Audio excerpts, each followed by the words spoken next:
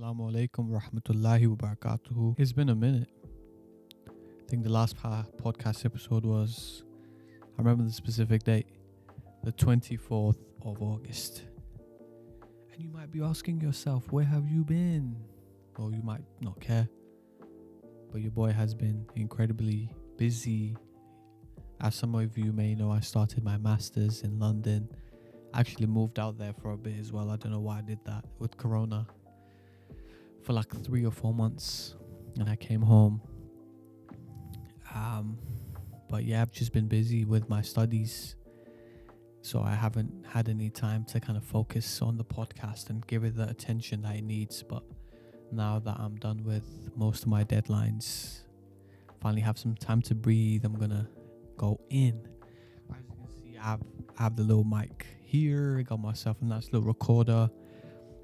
I want to invest in my craft, man. I want to take this to new heights, and the only way you can do that is by investing in yourself. So I've managed to buy myself mics, a recorder, to try and make it look as professional and sound as professional as possible. But all of this wouldn't matter unless the conversations I have are authentic and are providing value. So I always put the content first, and this is kind of like a supplement to make sure that everything is quality, you know.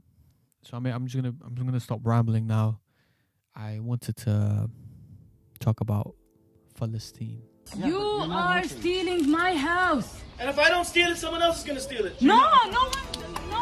A battle to save Palestinians from eviction triggers the latest rallying call against Israel. Hundreds have been injured in violent protests. So why is tension over this small neighborhood heating up now? We are witnessing, or we have been witnessing, mass genocide, an apartheid, a abuse of power, illegal settlement. The state of Israel has been rapidly attacking Palestine, specifically the region of Sheikh Jarrah. Doesn't make sense to me, man. Like, why, bro? What the? And I don't want to get too deep into it because it's not. I wouldn't say it's a complicated history by no means. What's happened is basically an apartheid. Israel becomes a state 1948. Leads to a mass genocide of Palestinians. I think 700,000 in the year 1948, and now I think over 5 million Palestinians around the world, refugees. They just illegally settled in Palestine because it's the right place for them to stay due to some biblical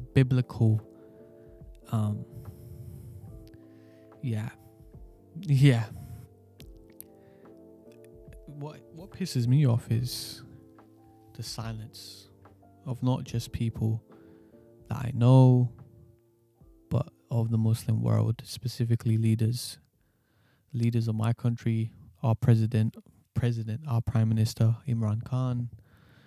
First of all, I don't know how we let an ex-cricketer become the prime minister of the 5th most populous country in the world. It's actually a joke, fam. But he's just talking about, oh yeah, I've had a conversation. Oh yeah, they've sent what? Bro, we have the world's best intelligence agency, like better than the US. This is a fact. Researcher right now. We can't send any help to Palestine.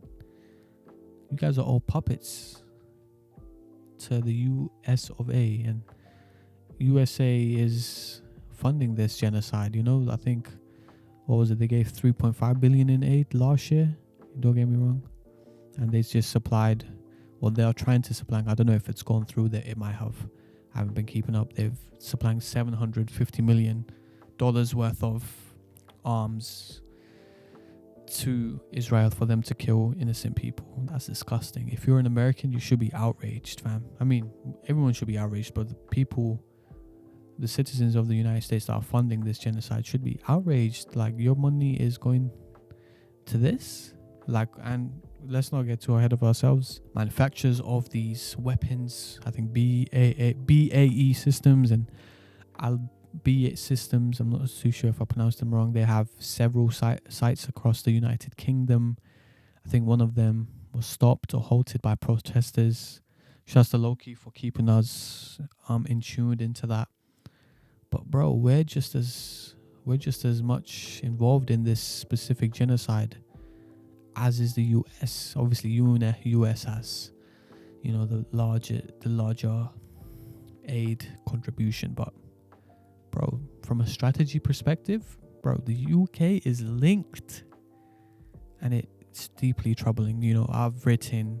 There was a specific link which was being shared amongst group chats at my university, where you could write to your MP, which is what you definitely should do. I can leave it in the description of this podcast episode. Automatically writes a letter to your MP where you can just tell them about your outrage and what you want, etc. In regards to the situation in Palestine. So I wrote to the MP, and I'm not expecting much, but it's always good to get your voice across to people representing your constituency and let them know. That's just the first step. We're also going to be going to the protest. I don't know why we said we. There's like me and one other person that I know, which is in Embankment Central, this Saturday the 22nd at 1 p.m. So if you're local, or if you have to trek a bit, if you're Birmingham, wherever, come down, bro. You know what I'm saying? It's going to be historic, to say the least. And the thing with protests I've seen, I think last year when I went, is, and I don't mean to be racist when I say this, like, white people just come there to kind of hang out.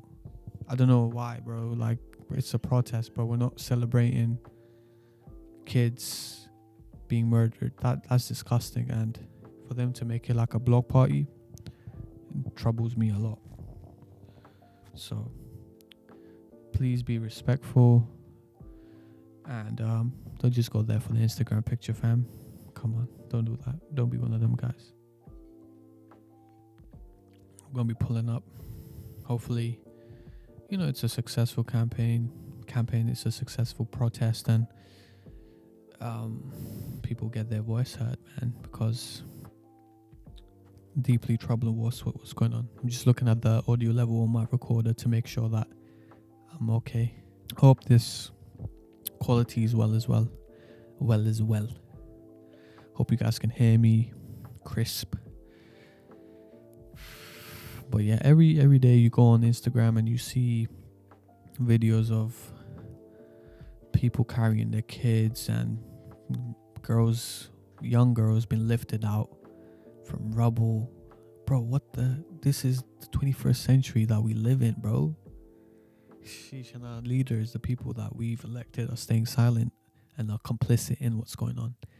Even the universities. So I went to the University of Essex as an undergrad, and it was found out by the Palestinian, can't remember the name of the database, but yeah, it was a database which basically showed how much each university in the UK, or how much universities in the UK specifically invested in companies which are which are complicit in the Israel war or genocide against Palestine. And I think my uni of Essex invested 300k.